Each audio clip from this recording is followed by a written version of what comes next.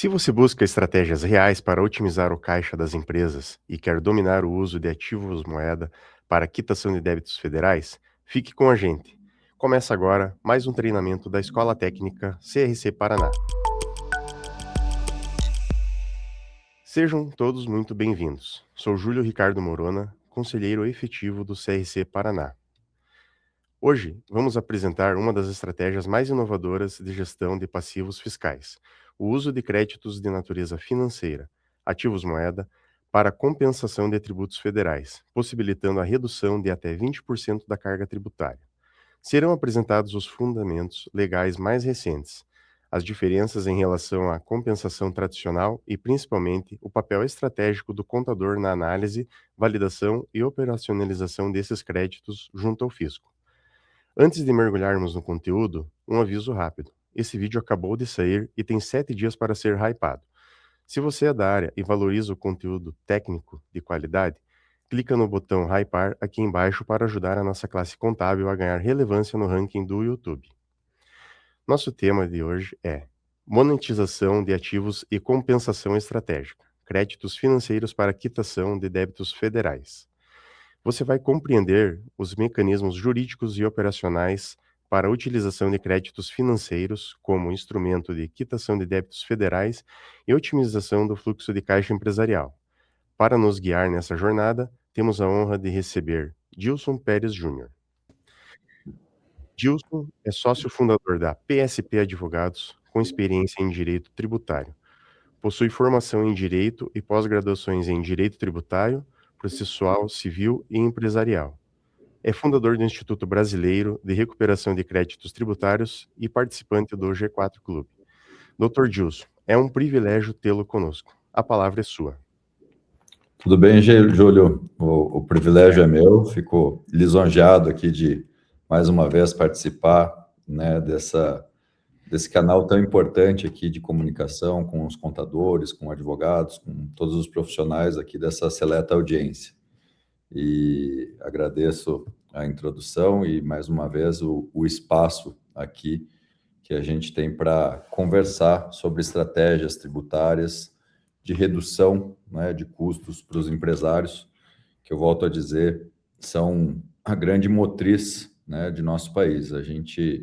Quem produz riqueza efetivamente são as empresas, os empresários, né, que geram emprego, renda e sustentam esse Brasilzão aqui que é muito próspero, né? Apesar de muitas políticas econômicas e da maior carga tributária dos países equivalentes, né, em tamanho, em estágio de evolução econômico, o Brasil é que possui a maior carga tributária de similares, né, de países similares. Então, realmente é um desafio muito grande e, ao mesmo tempo, na nossa profissão, acaba sendo uma oportunidade da gente inovar e trazer ferramentas para tornar essa vida um pouco mais fácil, né, e ajudar a empresa e os empresários a crescerem os seus negócios e fomentar cada vez mais essa locomotiva do país. Bom, pessoal, hoje, então, a gente vai falar um pouco sobre um tema muito controvertido, que é a monetização de ativos para compensação tributária, né? O uso de créditos financeiros para quitação de débitos federais. Por que muito controvertido? Porque nós temos dois ambientes, né? Nós temos um ambiente da PGFN, onde a gente já tem a dívida ativa e há uma aceitação dos precatórios para a quitação dessa dívida ou para amortização do saldo residual, mas há também a utilização de direitos creditórios no ambiente da Receita Federal para compensação de impostos vincendos ou até mesmo de débitos em aberto na Receita, no conta corrente. No entanto, essa operação já é uma operação bem mais controvertida, uma vez que a Receita ela não permite essa compensação, ela não tem um sistema próprio permitindo a compensação, pelo contrário, ela até baixa instruções normativas dizendo que é vedada a utilização de crédito de terceiro. Então, eu vou passar aqui os slides para a gente adentrar um pouquinho, né? Fazendo aqui já um disclaimer, né? Que todo o material desse vídeo ele é de produção e responsabilidade minha, sendo o CRC aqui do estado do Paraná apenas o meio de transmissão do nosso conteúdo. Então, aqui um sumário, brevemente, só para explicar por onde nós vamos passar: o cenário tributário brasileiro, a diferença está na estratégia, né, a origem do crédito, o papel da Receita Federal, a rastreabilidade, né, a camada institucional, os trâmites da operação, a parte procedimental, que eu acredito que interessa muito a vocês, a operação administrativa e escritural, a simulação, o impacto no caixa, como funciona na prática, o que essa economia representa e as sugestões contratuais. A questão não é mais se, sim quando, e os próximos passos. O cenário tributário brasileiro. Eu já abri aqui a nossa apresentação falando justamente dos desafios que nós temos, né? 70% dos empresários apontam que a carga tributária é o principal fator do custo do Brasil, segundo a Confederação Nacional da Indústria. A complexidade burocrática. A gente está num momento de início da vigência da reforma tributária, que tem sido muito desafiador, mas o horizonte, uma vez transpassado todo esse período de implementação da reforma, ele tende a ser menos burocrático, isso pelo menos na teoria, né? Na prática, a gente sabe que o Brasil, como muitos dizem, não é um país para amadores, e tudo vai sendo se reinventado, criando brechas e depois se fecham brechas, e assim, aquele eterno jogo de gato e rato, em que muita discussão, né, acaba sendo judicializada, e a gente tem enxurradas de milhões de ações na justiça, e a jurisprudência, assim como o direito, ele é uma ciência em construção. A jurisprudência vai moldando, né, seja julgamentos administrativos no âmbito do CARF ou até mesmo no âmbito já da Justiça Federal, dos tribunais superiores, né, STJ e STF, conforme os temas vão ganhando força ou não. Então, a gente está num momento de muita incerteza, né, muita dificuldade até mesmo por parte dos profissionais de conseguir prever aquilo que está na reforma tributária e aquilo que será efetivamente implantado.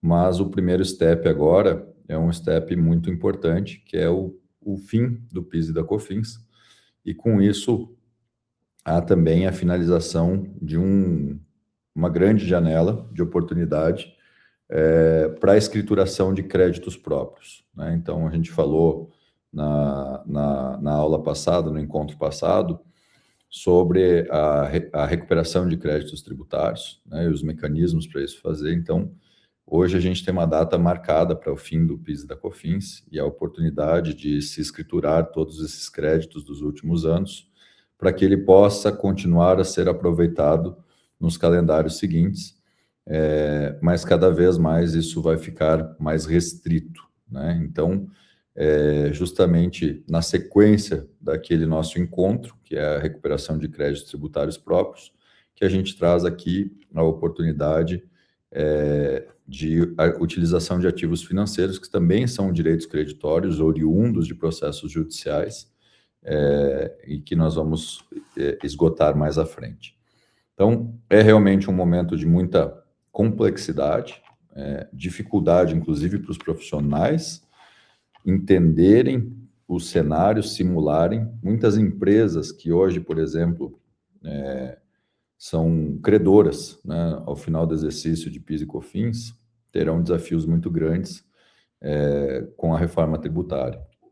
Então, o split payment também traz uma grande dificuldade na gestão do fluxo de caixa, uma vez que hoje o empresário ele gira, né, utiliza o tributo a ser pago no mês seguinte da competência dentro do caixa para fazer os pagamentos, e a tendência é que com o split payment isso se dificulte, porque esse dinheiro não vai mais ficar sob a gestão do caixa da empresa, já vai ser pago diretamente para o governo. Então, são muitos os desafios realmente, e é um momento que essa complexidade, ela também acaba sendo uma oportunidade da gente inovar e trazer soluções para auxiliar o nosso cliente. A diferença está na estratégia. O problema não é o erro processual, é o excesso de carga tributária. Reduzir impostos por teses, revisões ou resgate de créditos são métodos passíveis de autuação da Receita Federal. Existe alguma forma legal, segura e previsível de pagar menos impostos? Sim, vamos entender o desenho operacional.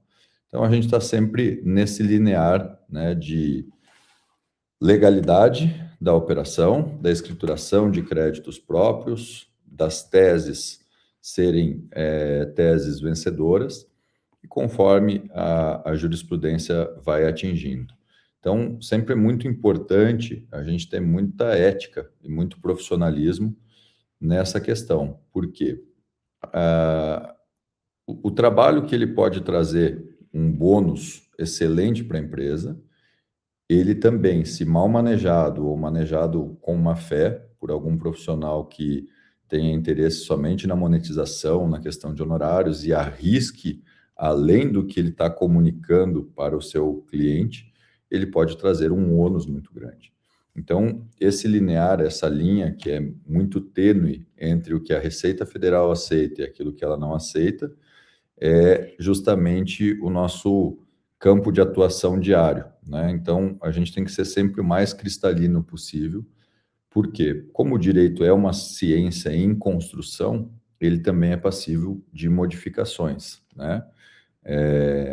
E aí, dentro disso, a gente tem os cenários que nos dão bastante segurança jurídica, por exemplo, né, com o julgamento e com trânsito em julgado, com efeitos modulados de ações que foram atribuídas repercussão geral. Ou seja, aquele tema vai ser julgado ou pelo STJ ou pelo STF, ou foi julgado pelo STJ e pelo STF, e ele trouxe efeito vinculante, né, de repercussão geral, que todos os tribunais devem seguir aquele mesmo entendimento dali para frente e modulando os efeitos de como vai ser essa aceitação. Então, essas teses, né, o exemplo mais clássico aqui é o julgamento da tese do século, a exclusão do ICMS da base de cálculo do PIS e da COFINS, ele traz bastante segurança jurídica, tanto para o profissional jurídico quanto contábil, para fazer a recuperação dos créditos dos seus clientes e a utilização praticamente sem nenhum tipo de risco, né? Mas não é somente de teses consagradas ou finalizados os entendimentos que a gente vive. Existe um espectro muito grande, né, onde estão a maioria das teses, em que, ora se tem um posicionamento mais favorável do contribuinte, ora se tem um posicionamento mais favorável do fisco, em prol da União. Então, aqui a gente precisa ter muita cautela e muita transparência ética em comunicar para o nosso cliente os riscos, né? Então, eu tenho já diversos posicionamentos favoráveis. A tendência é que, quando isso for julgado com repercussão geral, venha em favor do contribuinte. A gente já tem, às vezes, casos que estão sendo julgados e já tem maioria formada por votos, mas ainda não houve a conclusão, houve a suspensão do julgamento por um pedido de vistas. Bom, isso nos traz bastante segurança, né? Ou pelo menos uma expectativa já de um direito quase que consolidado, mas sempre se tratando de expectativa. Por quê? Eu já vi acontecer julgamentos em que estavam formada a maioria em favor do contribuinte, 8-0, se eu não me engano, em favor do contribuinte. Houve o julgamento, o pedido de vistas e ficou pausado por muitos anos o julgamento. E aí se suspendeu o julgamento daquela ADIM, na época, né, uma ação direta de inconstitucionalidade, e se ingressou com uma nova ação declaratória de constitucionalidade, em que a composição daquele tribunal já não era a mesma, dos que tinham dado voto de 8-0, e aquilo foi modificado em favor da União, contra o contribuinte. Então vejam quanto é complexo, né, a gente poder assegurar para o nosso cliente um resultado. Aliás, não pode, né? Salvo esses casos de trânsito em julgado com efeitos modulados já via acórdão de ação de repercussão geral, todo o outro espectro, que é onde estão a maioria das teses, ele sempre vai haver algum grau de risco, alguns menores, outros maiores. Então, a gente precisa ter clareza e entendimento desse risco mas principalmente de comunicar isso com muita clareza para o nosso cliente, porque é o cliente quem decide o risco que cabe a ele, né? No fim do dia, é ele quem paga a conta. Então, o que a gente mais vê são advogados iludindo clientes, né, e oferecendo soluções travestidas de uma certa segurança, mas que ali na frente podem causar um imbróglio muito grande. Então, esse é um cuidado sempre que é muito necessária a ética estar presente e a transparência com o cliente. Bom, aqui a gente vai falar um pouco da origem do crédito, né? Indenização judicial, independente de receita e ação de desapropriação. Aqui até essa apresentação ela está trazendo um crédito que nós demoramos muito para validar. É um crédito que tem origem num processo da Vale do Rio Doce, né? Na época que era uma empresa 100% estatal. Esse processo tem um trânsito em julgado, ou seja, já passou 2 anos do trânsito em julgado, período que até caberia em tese uma ação rescisória, há muitos anos, salvo engano, em 94 foi o trânsito em julgado. E ele tem uma veracidade dos fatos, a prova documental, né? Porque até isso a gente já viu no Brasil.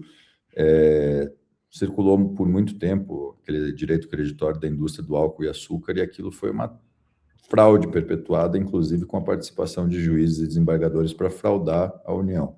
Então, o primeiro pilar que a gente tem que fazer quando analisa um crédito de natureza judicial, de origem em um processo judicial, é isso, né? Se eu tenho o trânsito em julgado, se a história os fatos que originam isso são rígidos, tem uma prova robusta em relação a isso, se após o trânsito em julgado já transcorreu os 2 anos em que caberia ação rescisória, e aí eu passo para mais alguns outros aspectos de análise, né? Entre eles a chamada CVLD, a Certidão de Valor Líquido Disponível. Então, geralmente, o que difere um direito creditório de um precatório é a finalização do processo de liquidação de sentença. Então, nós temos um processo de conhecimento em que se origina a indenização e nasce o direito. A partir do momento que há o trânsito em julgado do processo de conhecimento, a gente passa para a fase de liquidação de sentença, ou seja, tornar líquida aquela sentença que determinou um crédito em favor de uma determinada pessoa contra a União, nesse caso, né, que nós estamos falando aqui especificamente. E aí nós temos, então, o início da fase de perícia, cálculos, né, correção monetária, enfim, porque são processos que tramitam aí durante muito tempo, décadas. Então, dentro da fase de liquidação de sentença, a gente divide esse processo em 2 partes. A parte incontroversa, que a própria União já reconhece que ela é devedora e tem que pagar, salvo engano, nesse processo aqui, eu acredito que são 24 bilhões do valor incontroverso, que ele é tão incontroverso que a própria União publica na LDO, na Lei de Diretrizes Orçamentárias, o contingenciamento desse passivo a ser pago nos próximos exercícios. E aí nós temos uma discussão que prossegue, né? Bom, essa parte é a parte incontroversa, agora a parte controvertida é o que prossegue na liquidação de sentença, e esse processo está numa fase bem avançada, bem prestes a acabar, até porque isso já tramita aí só a fase de liquidação de sentença há quase 30 anos, e aí sim, então, ele vai virar um precatório. A diferença básica, né, justamente a gente sempre vai trabalhar aqui com o valor incontroverso, né? Então, quando há cessão de direitos, é calculada uma fração sobre o valor incontroverso, o que pode nos trazer uma grata surpresa ali na frente, né? Porque do incontroverso para baixo não acontecerá, né? Ele não vai, já é reconhecido. Então, muitas vezes eu estou comprando uma fração de 0,001% correspondente a 10 milhões do valor incontroverso. Só que se a parte for vitoriosa em algo a mais nessa fase de liquidação de sentença, muitas vezes esses 10 milhões que eu comprei se tornarão 11, 12, 15, né? Então, eu tenho a possibilidade de um upside a depender do andamento da fase de liquidação de sentença. E aí a diferença é isso, né? Entre o direito creditório, com trânsito em julgado, é a parte incontroversa, e o precatório é aquele que já finalizou a fase de liquidação de sentença e que aí sim ele é expedido um precatório para pagamento, geralmente em 2 anos, né? Então, dentro disso, acaba que o precatório ele tem uma previsibilidade da data de pagamento. A União, até hoje, continua sendo boa pagadora, diferente da grande maioria dos estados e municípios. Então, ela vem honrando os pagamentos nos exercícios em que foram determinados. E aí a gente tem, então, quando eu vou comprar um precatório, o deságio ele tende a ser menor. Por quê?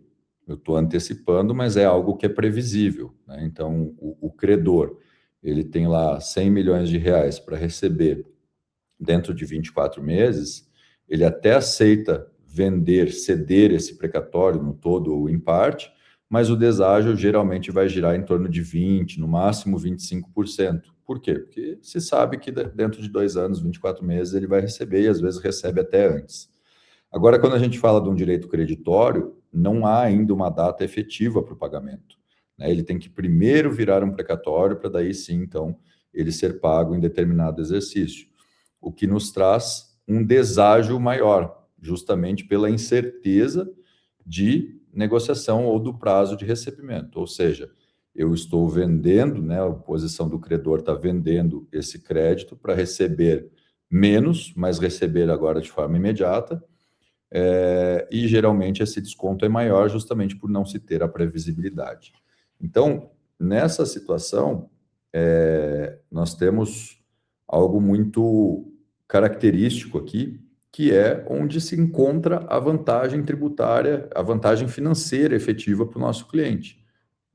Está no deságio, né? Ou seja, muitos clientes perguntam assim, qual é a mágica para eu pagar 20% a menos de tributos? Não tem mágica nenhuma, é tal qual o deságio que você faz numa negociação. Então, fazendo aqui uma analogia, se o seu cliente desconta um título numa factory, ele paga a título de juros um valor, reduzindo, né, o valor da duplicata para ser recebido imediatamente, em virtude da razão dinheiro no espaço-tempo. Então, muitas vezes, sei lá, uma operação que ele vai fazer no banco vai cobrar 1,5%, 2% ao mês, né? Ele tem uma duplicata para receber em 60 dias, de 100 mil reais, ele aceita receber 96 mil reais hoje e deixar a factoring ou o banco receber os 100 mil reais integral e ter esse benefício em virtude dos juros. Então, o direito creditório e o precatório, eles se equiparam exatamente a isso. Eu tenho um título com uma data de vencimento prevista, no caso do precatório, dentro de aproximadamente 24 meses, portanto, o deságio é menor, e no direito creditório, um deságio maior, que vai em virtude da incerteza da data do recebimento, tá?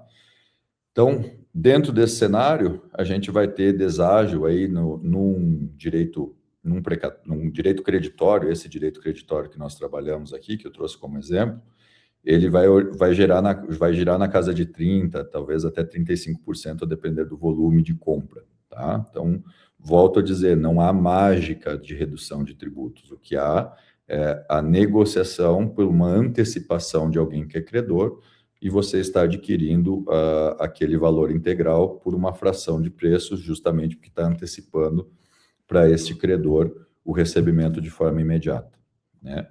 Então, passando adiante aqui, o papel da Receita Federal, né, o crédito juridicamente perfeito e sem etapas pendentes, tá? A partir do trânsito em julgado, o crédito tornou-se definido, incontroverso e utilizável. A Receita Federal é um órgão administrativo tributário responsável pela arrecadação e fiscalização.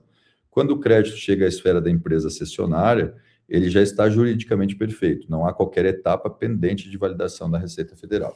Então, só para vocês entenderem aquilo que eu falei no início, a operação aqui ela é controvertida sim, tá? Não é simplesmente a Receita Federal aceita de bom grado. Se ela aceitasse de bom grado, a gente falaria de um deságio muito menor. A exemplo do que acontece no estado de São Paulo, na negociação de créditos de ICMS, o chamado ECREDAC, em que a Receita Estadual homologa o crédito e permite a transmissão desse crédito de uma empresa para outra, o deságio opera em algo em torno de 5%.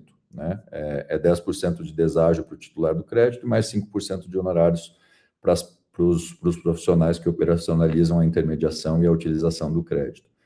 Então, nesse caso aqui, a Receita Federal, ela baixa instruções normativas dizendo que ela não aceita o crédito de terceiro para compensação tributária, e ela baixa também uma instrução normativa dizendo que equipara-se a crédito de terceiro o crédito adquirido de terceiro. Então, vamos lá. Para o primeiro step, né, que é justamente quando a Receita diz que ela não aceita o crédito de terceiro para compensação tributária, o primeiro passo a ser feito é justamente fazer uma escritura pública de cessão de direitos. Então, a gente vai validar aquele direito creditório, vai validar qual é o valor dele disponível ainda, para que não ocorram cessões além do valor do crédito.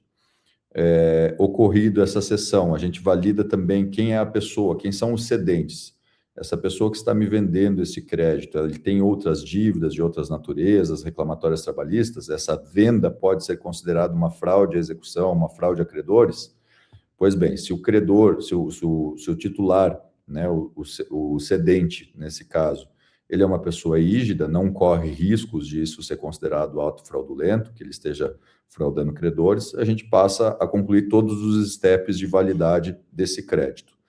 E aí, então, é feita a escritura pública de cessão de direitos, em que o titular daquele processo judicial cede uma fração do direito de receber ao cessionário, né, que vai fazer o uso desse crédito tributário, e, portanto, essa operação é totalmente lícita, feita através de escritura pública, né, no tabelionato, e essa escritura pública, a parte vai lá e se habilita nos autos, dizendo para o juiz, olha, quando for feito o pagamento, quando a União for pagar, esse percentual aqui de 0,01% deve ser pago para mim, né? Porque eu comprei, está aqui a escritura pública de cessão de direitos, hoje eu sou o titular do crédito. E essa operação, ela é, inclusive, escriturada, né, na contabilidade da empresa, e a empresa passa a ser credora da União. Aí vem a Receita Federal novamente e baixa outra instrução normativa dizendo, olha, equipara-se a crédito de terceiro o crédito adquirido de terceiro, né? E aí a gente tem uma grande discussão judicial, que é o seguinte, a instrução normativa, ela hierarquicamente, ela é inferior a todas as outras leis, né? Então, a gente tem uma hierarquia de leis, começando pela Constituição Federal, né? E assim por baixo, seguindo, né? Leis ordinárias, complementares, etc., Código Civil. E aí, por último, a gente vai ter as instruções normativas e portarias. Então, uma instrução normativa, ela não pode invalidar um Código Civil, uma Constituição Federal, que diz expressamente que credores e devedores mutuamente entre si, as dívidas se compensam automaticamente, independente da vontade das partes. Do contrário, não seria lógico, né, pensar, vamos dar um exemplo, que A deve para B R$1 milhão e B deve para A 500 mil. A vai executar B nos 500 mil reais, ignorando aquele 1 milhão que ele deve. Obviamente, isso não tem nenhum tipo de lógica, né, e é totalmente adequado, a legislação já permite essa compensação de forma automática. Então, é isso.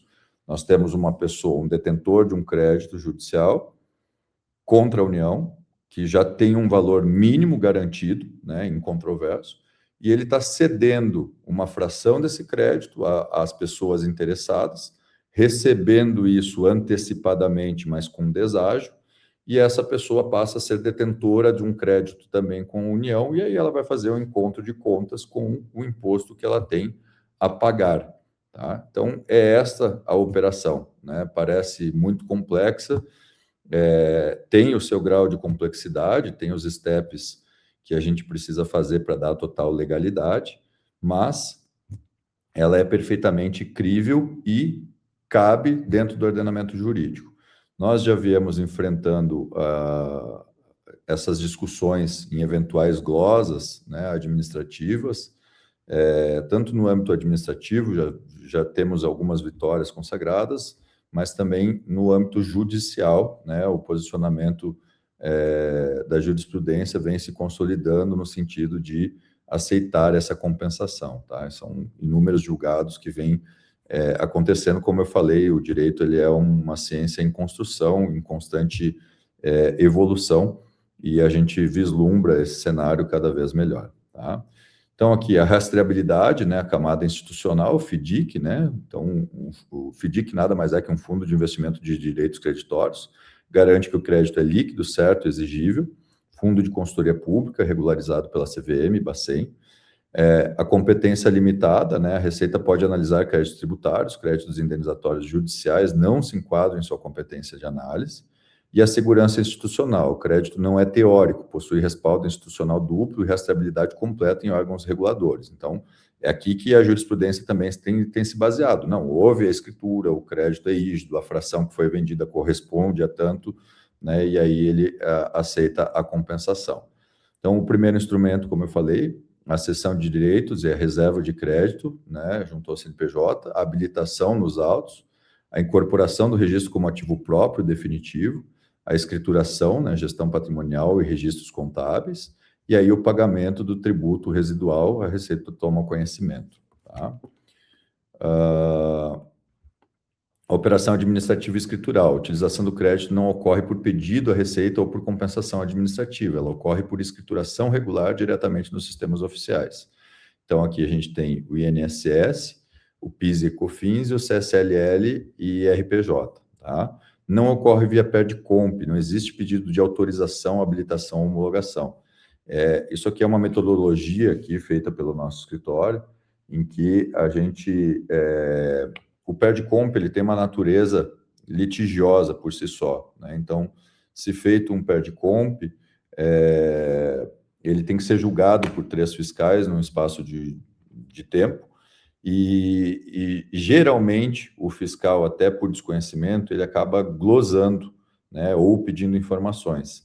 E nesse crédito que eu trouxe como exemplo ali, do crédito da Vale do Rio Doce, vocês imaginem que são 60 mil páginas do processo que foram digitalizadas de um processo que tramita desde a década de 70, 80.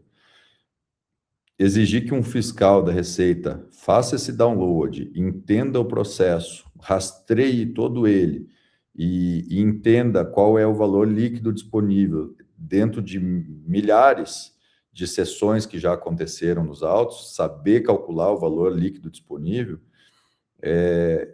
não é crível pensar e exigir que o fiscal faça tudo isso. Para ele é muito mais fácil glosar.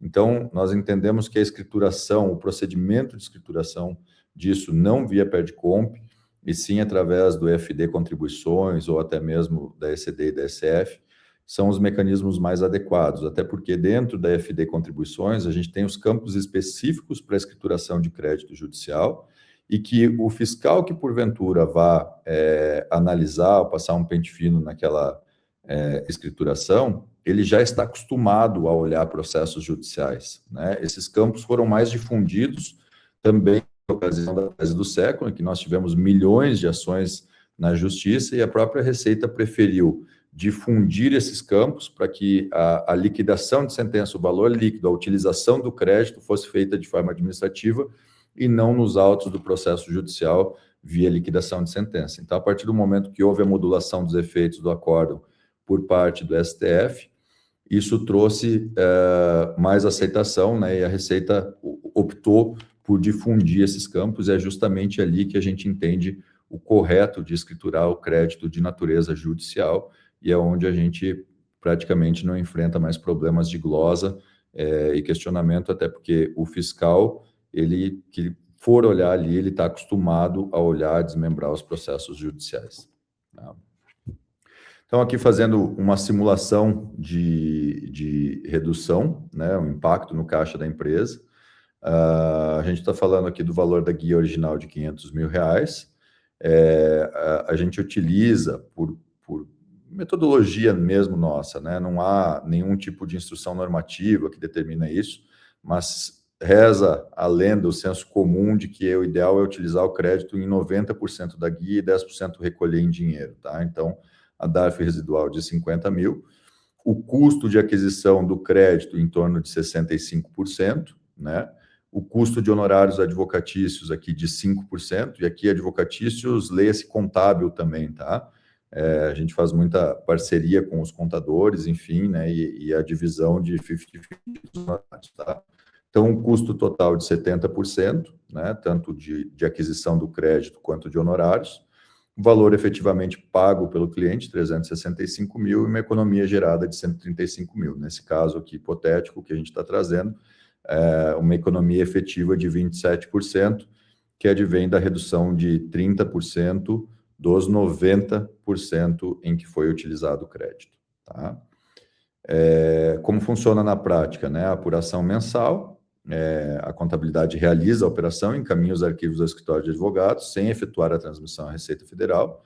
O escritório de advocacia implementa a escrituração do crédito e gera DARF residual para pagamento com caixa própria da empresa. E aí a liquidação e economia após o imposto liquidado entra a estratégia com deságio, gerando economia imediata no fluxo de caixa. Tá? O que essa economia representa? A operação desenvolvida pelo escritório de advogados entrega de 20% a 25% de economia tributária. Na maioria dos casos, o benefício gerado supera o próprio lucro da empresa. Então, o que a gente tem falado aqui, né? Seja por essa metodologia de utilização de crédito de natureza judicial, de direito creditório, ou seja, por recuperação de créditos tributários próprios pela revisão da escrita fiscal contábil dos últimos 5 anos, a gente tem toda a economia que é gerada aqui pela empresa, ela impacta diretamente na última linha, né? na linha do lucro líquido. Então, no mundo tão cheio de comodotizado, né? Eu costumo falar que hoje em dia praticamente tudo é uma commodity, tudo é pesquisável e orçado na palma da mão. A competição ela não está mais muito atrelada na diferença de preço. É muito difícil a gente ter um descolamento muito grande entre os concorrentes de um mesmo preço. A grande vantagem que alguns grandes players conseguem surfar é justamente na economia tributária, né? Olhando não do preço para cima, aumentando a margem de lucro, repassando o preço no produto, e sim fazendo um bom dever de casa, um bom planejamento tributário, utilização de todos os mecanismos, recuperação de crédito tributário, direitos creditórios, enfim, para trazer uma economia com bastante segurança. E aí, isso sim vai trazer um resultado financeiro muito maior para a empresa. Essa economia sai ali da linha de despesas, de tributos, e vai diretamente para a última linha, possibilitando, então, que o empresário cresça seu negócio, faça novos investimentos e se torne cada vez maior. Esse é o jogo que os grandes players, né, jogam bem. As empresas multinacionais, listadas em bolsa, que possuem uma ampla assessoria jurídico-tributária, contábil, sabem jogar muito bem esse jogo, né? E aí é justamente onde eles cada vez crescem mais e achatam o pequeno ou aquele empresário que prefere não olhar para os tributos ou para o direito tributário, para a contabilidade, porque acha tudo muito complexo, entende que ele vai fazer a gestão dele e que ele vai crescer a empresa do modo tradicional. Não, ele vai perder muita ferramenta de competitividade, né? Então, esse cenário é o cenário posto no Brasil, e não fui eu que implementei isso, né? É um cenário que acontece já há muitas décadas. Então, né, o empresário precisa olhar para os tributos. Ele precisa olhar para a parte tributária da sua empresa, discutir isso com o advogado, com o seu contador, e trazer o máximo de eficácia tributária, porque é nesse indicador que ele vai mudar muito o resultado operacional da empresa, né, em relação ao lucro, e aonde ele vai ter maior competitividade, vai poder crescer e reinvestir bem o dinheiro. Sugestões contratuais, né? Responsabilidade integral. Então, aqui a gente está falando... por que eu tenho essa lógica aqui de responsabilidade do advogado que operacionaliza isso? Porque primeiro que a gente tem uma baixa possibilidade de glosa, né? Mas havendo a glosa, eu tenho o enfrentamento do recurso administrativo, e por fim, do judicial. Numa remota hipótese de você ser derrotado em todos eles, lembram que no início eu falei que o direito creditório a gente está comprando ele sempre sobre o valor incontroverso. E aí sempre há a expectativa de um upside na conclusão do processo de liquidação de sentença. Então, muitas vezes aqui no escritório, a gente faz o seguinte: olha, se der tudo errado, ok, você me devolve o crédito e a gente faz o pagamento dos tributos.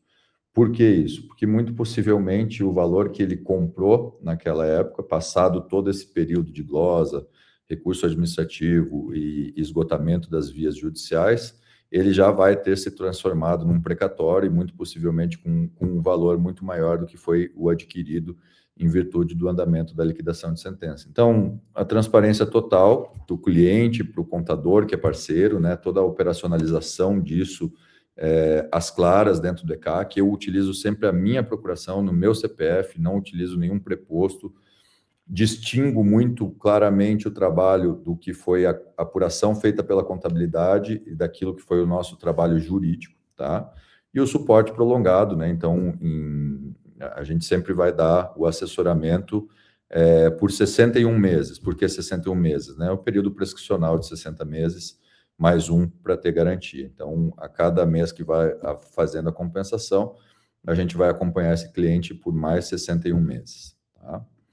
A questão não é mais se, e sim quando. Então, a gente tem trabalhado muito para que haja uma aceitação regulamentada pela Receita Federal, né, nessas operações, o que nos traria muito mais tranquilidade em relação à operacionalização. Obviamente, a vantagem seria menor, porque aos moldes, como eu falei, do ECREDAC, quando há a ampla aceitação, daí sim a procura, o deságio acaba se tornando muito menor, porque quem não quer comprar R$1 milhão por R$950 mil, né? Então, obviamente aqui o deságio maior, porque existe um risco operacional, existe toda uma questão, e que o cliente, obviamente, enquanto se tiver uma eventual glosa, ou se tiver o acompanhamento, a discussão, seja administrativa ou judicial, durante todo esse período vai haver um certo desconforto, né? Então, há sempre um risco, né? Não existe uma operação 100% segura. Eu costumo falar até mesmo se o contribuinte pagar em dinheiro, né, fizer o recolhimento lá via Pix da guia, mesmo assim ele ainda está suscetível a uma fiscalização por 60 meses, né? Não há uma homologação daquele recolhimento, né? Ele está passível de ser fiscalizado e de ser autuado por falhas na escrita contábil. Então, o direito tributário em si, ele tem esse grau de complexidade, né, e dessa natureza de ficar sub júdice por pelo menos 5 anos, tá? Os prazos que a gente faz com o cliente, né? Então, é um diagnóstico do perfil tributário da empresa, a possibilidade de recuperação de créditos próprios, né? Somente depois de esgotados a utilização de créditos próprios que a gente oferece essa solução de aquisição de um direito creditório como uma segunda alternativa, tá? A simulação, né? Então, aqui é importante a gente entender os custos operacionais, o quanto isso vai trazer de vantagem. A escrituração, esse é o step mais importante de todos, porque sem a escritura pública de cessão de direitos, o crédito continua sendo de terceiro, e aí sim é vedada a utilização, mas a partir do momento que há a escritura pública, a cessão de direitos, noticiada também nos autos, a homologação, a habilitação daquele cessionário como parte no processo judicial, o crédito passa a ser da empresa. E aí sim a compensação se opera nos moldes da Constituição Federal e do Código Civil. E aí economia, né, que a gente traz isso de imediato no fluxo de caixa da empresa. Então, basicamente é isso, né? Eu venho sempre também reforçando aqui o quanto é útil, né, a parceria entre advogado e contador. Deixo aqui o meu contato, meu celular particular, né, caso alguém tenha interesse, porque a gente sabe as dificuldades que o contador tem de monetizar com clientes da sua própria base. Muitas vezes o cliente entende que ele já está pagando os honorários mensais e que o contador não teria direito a nenhum FII de sucesso. Então, a parceria com o advogado, entre advogado e contador, é sempre muito bem-vinda, né, muito válida, e a gente se coloca aqui à disposição para atender os vossos clientes aí em conjunto. Ok, Dr. Gilson. Em nome de todos os participantes, nossos sinceros agradecimentos por compartilhar seu conhecimento conosco. E gostaríamos de trazer algumas perguntas que surgiram durante a fala, especialmente pensando em nosso dia a dia da contabilidade. Então, a primeira pergunta aqui: os créditos podem ser utilizados para compensar todos os tributos? E se sim, existe alguma restrição? Então, Júlio, via de regra, sim, eles podem ser compensados para utilizar podem ser utilizados para compensação de todos os tributos, né? O que a gente não recomenda é, dentro da parte previdenciária, aquilo que são os recolhimentos de terceiros, né? Mas, por uma questão... Por que eu te afirmo que pode ser utilizado para compensar todos os tributos? Porque a gente está falando de uma discussão judicial. Eu sou o credor da União num processo em que ela reconhecidamente tem que me pagar X e eu sou o devedor em Y. Então, eu estou fazendo um enfrentamento de contas. Então, se eu discutir isso no judiciário, a tendência é que eu vou ter a validação de que essas contas se encontram e devem ser compensadas. No entanto, por metodologia, né, e evitando a glosa, evitando a gente ter que ter essa discussão, tanto administrativa quanto judicial. Por que, Júlio, que eu estou evitando? Não é que eu estou evitando por problema de fragilidade no crédito ou na legalidade da operação, não é isso. Eu estou evitando o problema com o meu cliente. A partir do momento que houver uma glosa, o cliente vai ficar insatisfeito, né? Ele está desprendendo lá 70% do valor, e aí vem a Receita e diz, ó, você está devendo todo o tributo de novo, e muitas vezes pode até haver aplicação de multa. Então, vai haver um desconforto muito grande, e todo o trâmite de administrativo e judicial, ele é moroso, ele não acontece da noite para o dia. A gente está falando aqui de anos de discussão judicial em que a pulga estará atrás da orelha, né? E isso gera realmente um desconforto. Então, a pergunta é sim, ele pode ser compensado por todos, mas na prática a gente não recomenda. Nós gostamos de utilizar para PIS, COFINS e RPJ e CSLL, onde a metodologia empregada acaba diminuindo drasticamente o risco de glosa. Certo. Outra pergunta aqui, então. Havendo algum tipo de questionamento por parte da Receita Federal, é possível discutir de forma administrativa e comprovar a origem do crédito?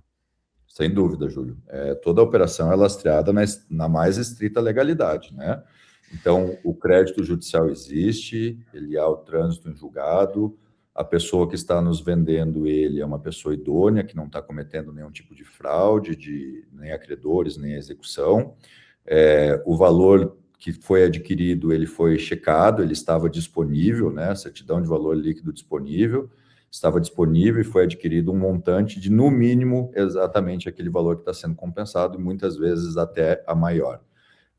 Então, a legalidade ela é estrita, né? Totalmente estrita. O que existe é aquela não aceitação por parte da Receita, que baixa algumas instruções normativas, e aí sim a gente tem que, na via administrativa, comprovar a legalidade, a cadeia sucessória de aquisição daquele crédito, né? Da origem do processo judicial, o quanto aquilo é realmente devido pela União, que a operação de aquisição desse crédito foi totalmente lícita, né?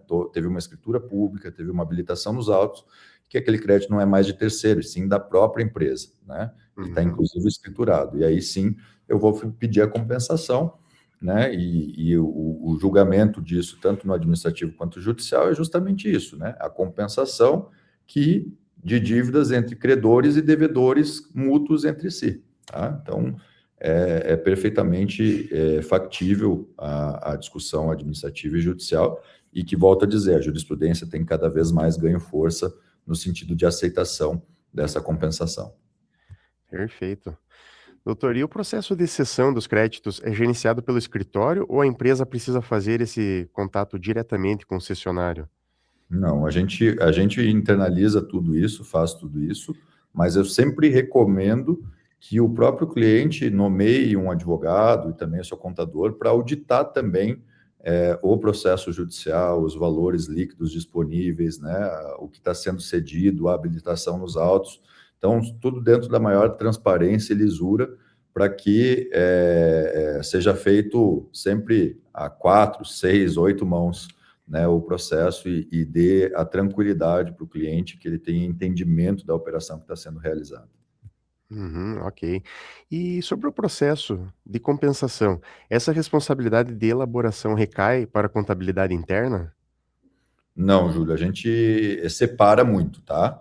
Então, a contabilidade fica a parte da escrituração normal, né, da contabilidade, e aí a gente faz a inserção do direito creditório e a compensação através da nossa procuração. Então, eu só trabalho com procuração eletrônica, eu não aceito certificado digital de cliente, justamente para que haja essa segregação e até mesmo a responsabilidade contratual, né? Eu vou saber o contador até onde ele fez o trabalho e o advogado até onde fez o trabalho dele. Então, uma coisa não conflita com a outra, e aí fica inviável, impossível de ficar aquele ping-pong, foi o advogado, foi o contador. Não, a gente deixa tudo às claras, até mesmo por uma questão de responsabilidade contratual. Ok, então, doutor Gilson. Obrigado. Peço aqui que o doutor deixe, então, suas considerações finais, então, sobre o tema abordado hoje. Perfeito, Júlio. Eu, mais uma vez, venho agradecer aqui ao CRC do Paraná, né, ao Júlio que presidiu aqui essa nossa reunião. Mais uma vez, um espaço nobre, né, de uma audiência extremamente qualificada. E reforço, né, a gente, como advogado, como contador, e principalmente na união dessas duas competências, nós temos na nossa mão instrumentos de grande valia para o empresário, para trazer um pouco de alento a essa enorme carga tributária. Então, volto a dizer, a gente tem que sempre trabalhar com transparência, com ética, com responsabilidade, para que o nosso bônus seja efetivamente um bônus e não travestido, um ônus travestido de bônus, né? E que a gente ajude a empresa realmente a crescer. Então, são mecanismos interessantes, né, de uma construção jurisprudencial. A gente está participando da história, né, e isso, para mim, é muito gratificante, não só em termos de honorários, mas também de ajuda realmente efetiva àquilo que eu chamo de locomotiva da nossa economia, né? São as empresas e os empresários que geram riqueza, e é a eles que a gente tem que ser o destinatário do nosso trabalho para ajudá-los a queimar mais lenha aí nessa locomotiva e tracionar cada vez o nosso país com mais força. E para finalizar, só, doutor Gilson, qual o caminho, então, para as empresas alcançarem o máximo de economia tributária com a segurança adequada? Então, Júlio, essa é uma pergunta sempre muito ampla, né? A gente, como eu falei, nós temos um espectro muito grande, né? Desde teses consolidadas a teses já derrotadas, que infelizmente alguns profissionais vendem elas como líquidas e certas ou como vitoriosas e que acaba trazendo muito problema. Então, o caminho é sempre um diagnóstico preciso com pessoas de extrema confiança, né? Que tenham a ética como balizador maior, porque do contrário, né? A gente pode não, infelizmente, muitas vezes o profissional está pensando nos honorários. Então, pensando nos honorários, ele quer que o cliente tome o máximo de risco possível. Uhum. É possível que o cliente tome o máximo de risco? Sim, mas é ele que tem que tomar essa decisão, né? É ele que tem que fazer a conta até aritmética, se vale a pena esse risco, havendo glosa, como que ele vai tratar isso, se isso depois ele vai contingenciar, se o dinheiro que ele está utilizando agora, às vezes, para alavancar, vai possibilitar que ele cresça bastante e essa conta se torne pequena lá na frente. Então, isso não cabe ao advogado nem ao contador, cabe ao empresário. A nós cabe trazer a maior clareza possível, né, dos riscos envolvidos em cada uma das operações. Mas no espectro tributário, ele é justamente isso, né, de um grau de risco quase zero, com teses já consagradas, com trânsito em julgado e efeitos modulados, via acórdão, já com teses de repercussão geral, até teses mais recentes, mais novas, que a gente vai trazer um espectro aqui de maior risco, não sabe como vai ser o posicionamento do judiciário ali para frente. Então, não há uma linha de corte exata, até aqui é tranquilo, daqui para frente é risco, né? Há um espectro muito grande. O que a gente tem que prezar é discutir, mostrar qual é o cenário atual, quais são as tendências daqui para frente, para que o empresário tome a decisão que melhor cabe a ele. Perfeito, então. Com os valiosos conhecimentos do Dr. Dilson Pérez Júnior, encerramos a transmissão de hoje. Agradecemos imensamente a participação de todos que nos acompanharam. Deixe seu like, se inscreva e compartilhe esse vídeo com aquele colega que precisa entender que o contador moderno não apenas apura impostos, mas atua como um verdadeiro gestor estratégico de ativos para seus clientes. Nosso compromisso é fomentar conhecimento e apoio técnico para uma profissão cada vez mais forte, estratégica e preparada para os novos tempos. Conselho Regional de Contabilidade do Paraná. Siga este conselho.